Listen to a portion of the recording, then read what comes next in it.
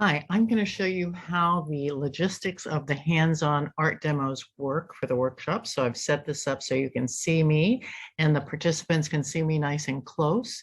And I'm also going to show you how I use the materials down here right in front of me to do demonstrations. So this is what people see.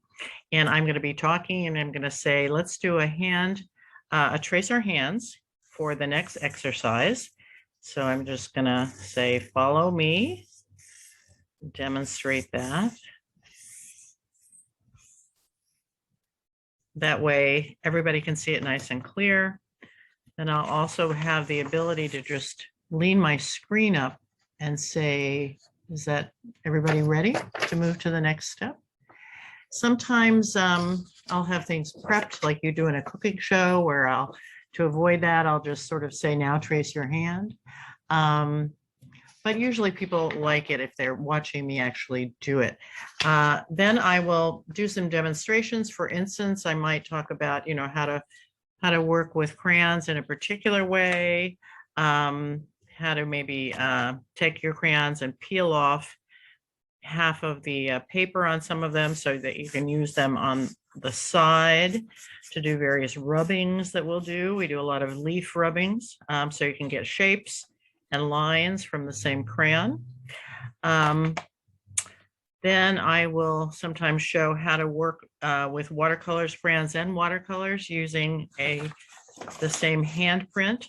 A lot of times I find that when people trace their hands, it gives them a starting point, and then we do various exercises for what I ask the prompts, I should say, for what people do on the inside versus the outside. I will stop and do various demonstrations, for instance, when we're using watercolors.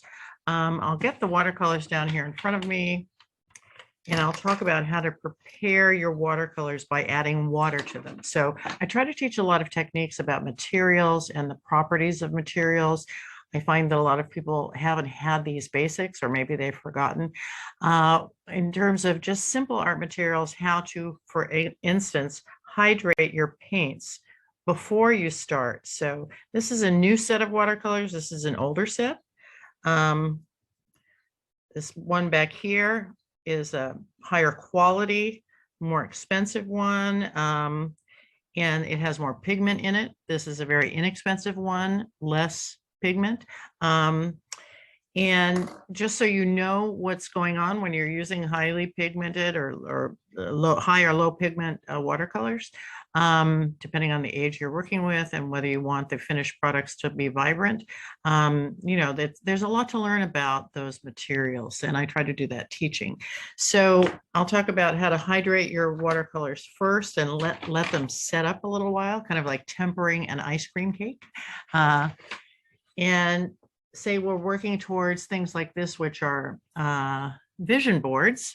And one of the things here in this central area, one of the things I like to teach is how to use watercolor maybe a little differently than you have before. So for example, this has been a bit hydrated. So I can go like this, and if I hold my brush at the tip and swirl and just do from my shoulder, if I do kind of round movements from my shoulder, I will get something that's less controlled, is perhaps a little more organic. And I'm basically making collage paper for myself. So you can see that has been torn into a triangle to be the middle here.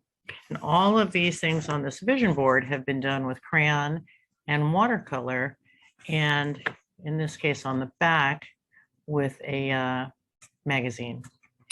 So that gives you perhaps a little bit of an idea of how we go about doing the demonstration, keeping it alive, keeping it interactive, and making it nice and clear so that people who are new to art really have a better idea of how to use these materials, and that people who have a lot of art experience perhaps can be reminded of things they haven't done in a while or learn new techniques. All right, thank you.